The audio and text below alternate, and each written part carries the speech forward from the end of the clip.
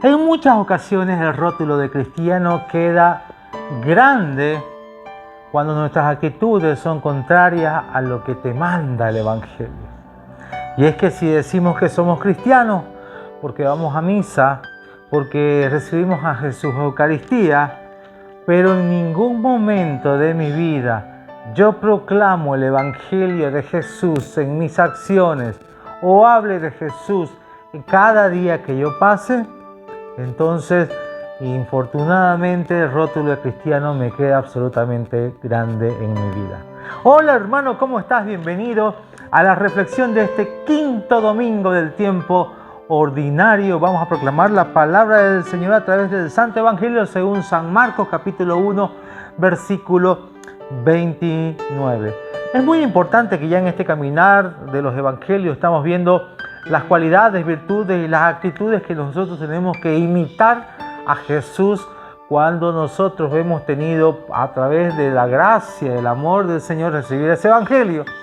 Ese evangelio que es una palabra de Dios, que tiene la capacidad de transformar el interior del ser humano. Entonces, una vez llegado a ese momento estelar de nuestra vida, cuando nos irrumpe, nos cambia la vida diametralmente, notoriamente, hace que nosotros tomemos ya ciertas actitudes en función a la nueva investidura que hemos recibido. Nosotros vemos en la segunda lectura, cuando Pablo le escribía a la iglesia de Corinto, era muy puntual y decía, ¿no? Este evangelio no lo predico por iniciativa propia, porque en ese caso te merecería una premiación, necesita una recompensa, sino que lo hago porque es una necesidad. Cuando Cristo irrumpe tu vida y hace la transformación de tu corazón, desde ahí para adelante tenemos la necesidad de predicar. Predicar significa publicar, exponer verdades reales y tangibles de la palabra de Dios que transforman las conductas del ser humano. Entonces la predicación no solamente es subirse a un púlpito y hacer una homilía, hacer una prédica de un tema específico de la palabra, sino es publicar, testimoniar el cambio que ha sucedido en tu vida, ese otro nivel, otra dimensión que te ha puesto Dios en una vida abundante en el momento que uno lo ha reconocido y lo ha recibido a través de la iglesia. Entonces Pablo decía puntualmente, ay de mí si no predico el evangelio, porque no tengo ningún mérito, no hago esto por gusto, sino porque necesito. En sí, yo haber recibido el evangelio y haberme transformado la vida, ya esa es mi paga, eso es lo que contenta mi vida, ¿no? Entonces por eso Pablo, al reconocer este evangelio, lo hace por necesidad. Entonces y llega un momento donde él tiene que actuar como pagano para convertir a los paganos. Él tiene que hacerse débil con los débiles, para agarrar a algunos de los débiles y alguien pueda también agarrarse y poder retribuir y reconocer estas buenas noticias. Entonces, ay de nosotros si no predicamos el evangelio.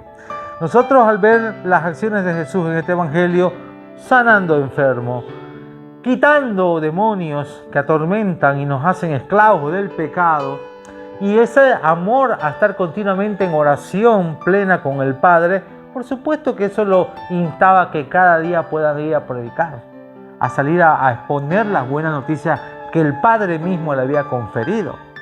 Tenemos que analizar varios aspectos. El primer aspecto, la sanación, la liberación, que a través de la comunión que tenía Jesús con Dios, con el Padre, nos permite a nosotros también tener esa virtud, esa capacidad de restituir o devolver nuevamente el restablecimiento de la arquitectura original que Dios ha dado, que quiere que seas libre, que estés vivo, que estés completamente en plenitud.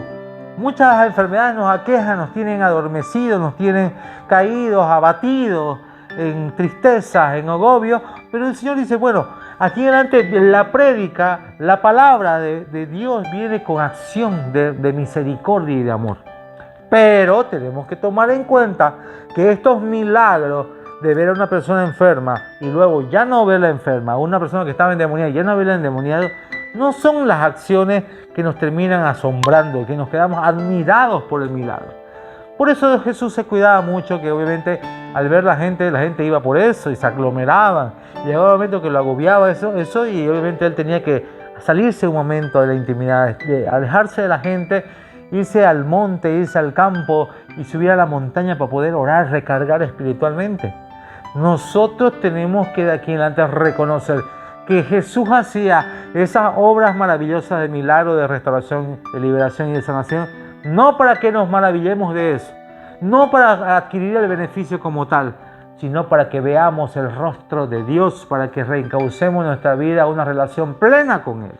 Hoy, muchos de nosotros los cristianos nos admiramos mucho de los milagros y nos quedamos solamente en eso. De hecho, por eso más admiramos a personas que tienen ese don, ese talento, y vamos cada vez que hay campañas de sanación, campañas de liberación, por supuesto, que vamos y es más apetecible. Pero si por ejemplo vemos campañas de conversión, campañas de personas que tienen conocimiento en sabiduría, en teología, en enseñanza de las Escrituras, ahí muy pocos vamos. Y eso tenemos que reconocerlo. ¿Por qué? Porque estamos solamente admirados nomás de las cosas que nos pueden satisfacer el momento. Pero Dios quiere ir más allá. Quiere que las tribulaciones, los momentos álgidos y difíciles que nos toque pasar la vida, las pasemos porque sepamos que la vida es corta, es sencilla, es un soplo. Por eso en la primera lectura Job, yo creo que ha sido Job el principal expositor de lo que es una vida en tribulación, de mantener la paciencia, obviamente buscar cuestionantes, de comenzar a analizar la vida, que a veces también la vida que es difícil, pero que va pasando con el tiempo, pero eso no te puede quitar la esperanza mayor que te tiene Dios. O sea, lo que Él quiere para con tu vida.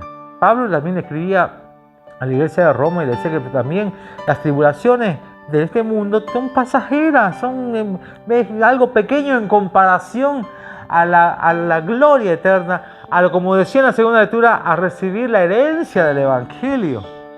Entonces tenemos que ver la vida con ese tipo de relativismo, con el tema de las aflicciones, porque son pasajeras. Como la felicidad pasa, también las aflicciones pasan. Entonces eso te cambia la perspectiva. Entonces si esta boca a ver cómo el Señor te moldea en el interior, te va transformando a través de la palabra, y con esa palabra tú sales a predicar. Jesús se iba a la oración para recargarse espiritualmente, para estar continuamente en unión con el Padre. ¿Para qué? Para salir a predicar. Porque estamos llamados a publicar las buenas obras, las buenas acciones que ha hecho Dios por amor a tu vida, todo el tiempo. Entonces tenemos que meditar. Este día que ha pasado, he hablado de Jesús a alguien, he hablado de sus acciones, he hablado de su evangelio, de su palabra a alguien, he testimoniado a través del cambio de mi vida continua a las personas que muestran algo diferente de nosotros y nosotros podamos darle gloria a Dios de lo que pudo hacer con nosotros. Esa es la principal misión de Jesucristo, que nos haya mandado a todos los cristianos, para que de ahí en adelante podamos tener ese título maravilloso de ser seguidores de Jesús. Que tengas un maravilloso fin de semana y que Dios te bendiga en el nombre del Padre, del Hijo y del Espíritu Santo. Amén.